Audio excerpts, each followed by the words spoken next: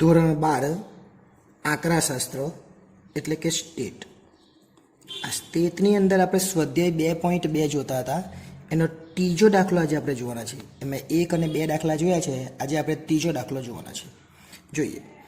એક શાળાની પરીક્ષામાં 2 વિષયો, એક નામા પદ્ધતિ અને એક આંકડાશાસ્ત્ર એટલે કે એકાઉન્ટ અને સ્ટેટ, 10 વિદ્યાર્થીઓના નિદર્શનમાંથી મેળવેલા ગુણની માહિતી નીચે પ્રમાણે આપેલી છે. બંને વિષયોના ગુણ વચ્ચેનો સહસંબંધાંક શોધો એટલે કે આર શોધવાનો છે. 3 રીતે શોધાય એ આપણને ખબર છે. જુલાઈ 19માં, મે 21માં અને જુલાઈ 22માં એમ 3 વખત બોર્ડની પરીક્ષામાં દાખલો પૂછાઈ ગયો છે. શું કરવાનું? તો એકવાર પહેલાં એક્સ લખવાનો અને બાજુમાં લખવાનું વાય. નમસ્કાર વિદ્યાર્થીઓ, આવી ગઈ છે આપણી એપ્લિકેશન એસએસ એજ્યુકેશન. આ એપ્લિકેશનને ઇન્સ્ટોલ કરો. હવે થશે એકાઉન્ટ અને સ્ટેટનો દર દૂર. મળશે સંપૂર્ણ પાયાથી શિક્ષણ. બધા જ પ્રશ્નો, બધા જ સ્વાધ્યાય અને બોર્ડમાં પૂછાયેલા દાખલાનો સમાવેશ એક જ કોર્સમાં ફક્ત ₹499. તો કોર્સને પરચેસ કરી આ એપ્લિકેશનનો લાભ મેળવો. વધુ માહિતી માટે એસએસ એજ્યુકેશન એપ્લિકેશનને વિઝિટ કરી શકો છો. આ જે રકમ આપેલી છે 2 થી ઉતારી દે. 60 છે પહેલી, પછી 80, 50 એ રીતના ઉતારી દેવાની. 80, 50, 80, 95, 40, 70. ત્યાર પછી 40 છે, ત્યાર પછી 35 છે ને 90 છે. જે આપેલું છે બધું જ પહેલાં લખી દેવાનું. ઓકે. ત્યાર પછી બીજી રકમ છે, એમાં વાય લખી દે. 50, 75, 60, 85, 90, 40, 65, 30, 45 અને 70. આ રકમ આપણે આપેલી છે બધી લખી દીધી. આટલું કરવાનું. ત્યાર પછી આપણે આગળ શીખી ગયા પ્રમાણે પહેલાંનો સરવાળો કરવાનો અને કહેવાય સિગ્મા એક્સ, અને આ બાજુ સરવાળો કરવાનો અને કહેવાય સિગ્મા વાય. તો સરવાળો કરી દે. 60 વત્તા 80 વત્તા બધાનો આપણે સરવાળો કરી દે. 60, 80, 50, 80, 55, 40, 70, 40, 35 અને 90. આ દરેકનો સરવાળો કરી એટલે થાય 640. સરવાળો કેટલો થયો? 640. એ જ રીતના અહીંયા વાયનો સરવાળો કરીએ. 50, 75, 60, 85, 90, 40, 65, 30, 45 અને 70. એનો સરવાળો થાય 610. આટલું થાય પછી આપણે શું કરતા હતા? તો પછી આપણે કરતા હતા એક્સ બાર એટલે કે સિગ્મા એક્સના છેદમાં એન, અને વાય બાર એટલે કે સિગ્મા વાયના છેદમાં એન. બધી વસ્તુ છે જ આપણી પાસે. એ 640 છે, એન આપણી પાસે નથી. અહીંયા 610 છે, એમાં પણ એન આપણી પાસે નથી. પણ એના આપણને આપેલો છે અહીંયા કેટલા? 10 વિષયો. અને ન આપેલું હોય તો કેવી રીતના કરવાનું? તો આ ગણી કરવાનું. 1, 2, 3, 4, 5, 6, 7, 8, 9, 10 બંનેમાં સરખું જ આવે. એટલે અહીંયા લખી દેવાના 10, અહીંયા લખી દેવાના 10. ચલો 640 ભાગ્યા 10 એટલે 64. એટલે એક્સ બાર પોઈન્ટ વગર આવી ગયો. જો પોઈન્ટમાં આવે તો યુવી વાળી રીત છે આપણને ખબર. વાય બાર પર પોઈન્ટ વગર આવી ગયો 61. એટલે પોઈન્ટ નથી આવતું તો એક્સ માઇનસ એક્સ બાર, અને પોઈન્ટ આવે તો 2 રીત છે, એક્સ વાય અથવા યુવી. એ આપણે પછી કરીશું. અત્યારે એક્સ માઇનસ એક્સ બાર કરીએ અને વાય માઇનસ વાય બાર. એક્સ બાર આવેલો છે આપણો 64, એટલે એક્સ બાર અહીંયા લખી દઈએ 64, અને વાય બાર આપણે આવ્યા છે 61 એ લખી દઈએ. શું કરવાનું હવે? તો હવે આપણી પાસે જે આવી ગયું છે એક્સ બાર અને વાય બાર, એ એક્સમાંથી બાદ કરવાનું. એક્સ 60 છે, 60માંથી 64ને બાદ કરવાના. આ 60માંથી 64 જાય તો -4 આવે. 80માંથી 64ને બાદ કરીએ તો 16 આવે. 50માંથી 64ને બાદ કરીએ તો -14 આવે. 80માંથી 64ને ફરીથી બાદ કરવાના તો 16 આવે. હવે 95માંથી 64ને બાદ કરીએ, 95 - 64 તો 31 આવે. 40માંથી 64 એટલે -24 આવે. 70માંથી 64 એટલે 6 આવે. એ જ રીતના 40માંથી 64 ફરીથી -24 આવે. 35માંથી 64 માઇનસ કરવાનું એટલે -29 આવે. અને 90માંથી 64 માઇનસ કરીએ એટલે 26 આવે. અને આ બધું છેલ્લે 0 થઈ જવું જોઈએ. તમારે ચેક કરી લેવાનું 0 થઈ જાય. આ ઓછા ઓછાનો સરવાળો કરવાનો. 4, 14, 28, 28 ને આ 24, આ 24 ને 29, આ બધાનો ઓછા ઓછાનો સરવાળો. અને 16, 31, 16, 6, 26 આ વત્તાનો સરવાળો. જરૂરી નથી એટલે આપણે નથી કરતા, કેમ કામનું નથી, પણ એ 0 થઈ જવું જોઈએ. ત્યાર પછી વાય બાર એટલે 50માંથી 61 જાય તો -11 આવે. એ જ રીતના 75માંથી 61 જાય તો કેટલા આવે? તો 14 આવે. 60માંથી 61 -1. 85માંથી 61 જાય તો 24 આવે. 90માંથી 61 ને બાદ કરીએ તો 29 આવે. 40માંથી 61 ને બાદ કરીએ, 40માંથી 61 નહીં જાય એટલે -21 આવે. 65માંથી 61 એટલે 4 આવે. 30માંથી 61 નહીં જાય એટલે -31 આવે. 45માંથી 61 ને બાદ કરીએ એટલે -16 આવે. અને 70માંથી 61 જાય તો 9 વધે.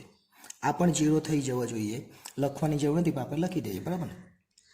હવે આ બંનેનો ગુણાકાર કરવાનો એટલે x માઇનસ x બાર અને y માઇનસ y બાર, આ બંનેનો ગુણાકાર એટલે 4 ગુણ્યા 11 44 થાય, પણ બંને ઓછા છે એટલે વત્તા લખવાનું. ત્યાર પછી 16 ગુણ્યા 14 કરવાના તો 224 થાય અને વત્તા જ છે. ત્યાર પછી 14 ગુણ્યા 1 એટલે 14 જ થાય, ઓછા છે એટલે વત્તા થઈ, ઓછા ઓછા વત્તા. 16 ગુણ્યા 24 કરીએ એટલે 384 થાય. 31 ગુણ્યા 29 કરવાનું એટલે 899 થાય. 24 ગુણ્યા 21 કરવાનું એટલે 504 થાય, પણ ઓછા ઓછા વત્તા. 6 ચોક 24. 24 ગુણ્યા 31 કરીએ એટલે 744 થાય, પણ ઓછા ઓછા વત્તા. 29 ગુણ્યા 16 કરીએ એટલે 464 થાય, પણ ઓછા ઓછા વત્તા. અને 26 ગુણ્યા 9 કરીએ એટલે 234 થાય. હવે આ બધાનો સરવાળો કરી દેવાનો. ચલો સરવાળો કરીએ. 44, 224, 14, 384, 899, 504, 24, 744, 464 અને 234. એ સરવાળો થઈ 35, 35, 3535, 35, એક સરવાળો આવી ગયો. એક આવી જાય પછી બીજું સરવાળો શું? તો પછી આપણે કરવાનું પહેલાનો વર્ગ ને બીજાનો વર્ગ. પહેલાનો વર્ગ એટલે x માઇનસ x બાર એનો વર્ગ કરવાનો અને પછી લખવાનું y માઇનસ y બાર એનો વર્ગ કરવાનો. આ વર્ગમૂળમાં સૂત્રમાં નીચે મૂકી દેવાનું, આપણને ખબર છે. પહેલાં 4નો વર્ગ 16. હવે જે ઓછા હોય તો એ વત્તા જ થઈ જશે. 16નો વર્ગ 256 થાય. 14નો વર્ગ 196 થાય. 16નો વર્ગ ફરીથી 256 જ થાય. 31નો વર્ગ એટલે 31 ગુણ્યા 31 કરવાના 961 થાય.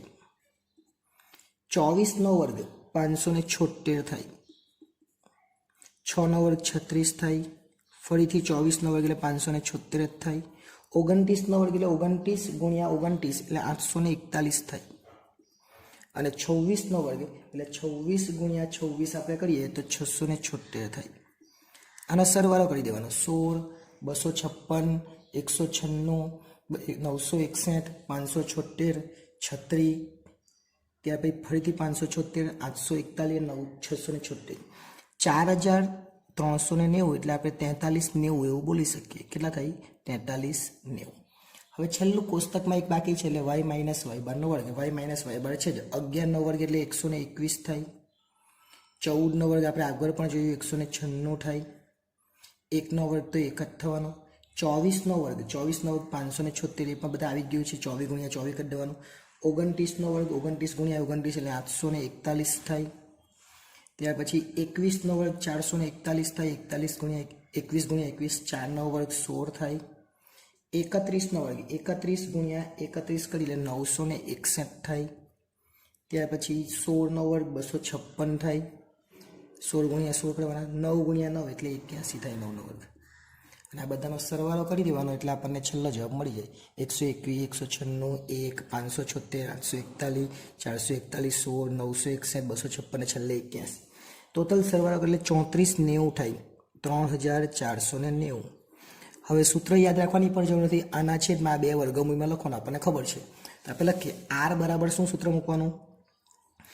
પહેલાના છેદમાં એટલે x માઇનસ x બાર આ જે છે એના છેદમાં એટલે જે પહેલું છે એના છેદમાં x માઇનસ x બાર અને y માઇનસ y બાર આટલું છે. હવે એના છેદમાં શું લખવાનું? તો એના છેદમાં આ લખવાનું બંને વર્ગમૂળમાં. એ બંનેને શું લખી દેવાનું? આપણે વર્ગમૂળમાં લખી દેવાનું.